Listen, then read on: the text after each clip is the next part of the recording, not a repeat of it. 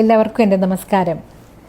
വ്യാജ ഫോൺ കോളുകൾ, WhatsApp, Facebook തുടങ്ങി സോഷ്യൽ മീഡിയ പ്ലാറ്റ്ഫോമുകൾ വഴിയും നിരവധി തട്ടിപ്പുകളാണ് നമ്മുടെ നാട്ടിൽ നടക്കുന്നത്.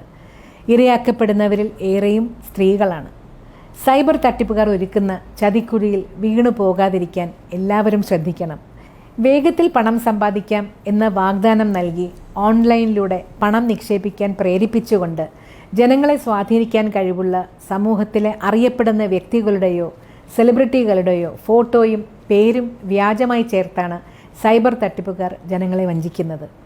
അവരുടെ വലയിൽ അകപ്പെടുന്നവരെ വിവിധ നിക്ഷേപ ഗ്രൂപ്പുകളിൽ അംഗമാക്കി വ്യാജ വെബ്സൈറ്റുകൾ സൃഷ്ടിച്ച് അതുവഴിയാണ് തട്ടിപ്പുകാർ നിക്ഷേപങ്ങൾ സ്വീകരിക്കുന്നത്. ഇത്തരം വെബ്സൈറ്റുകളിൽ നിങ്ങൾക്ക് ലഭിക്കുന്നതായി കാണുന്ന വലിയ ലാഭം കേവലം സ്ക്രീനിൽ മാത്രം ഒതുങ്ങുന്നവയാണ്.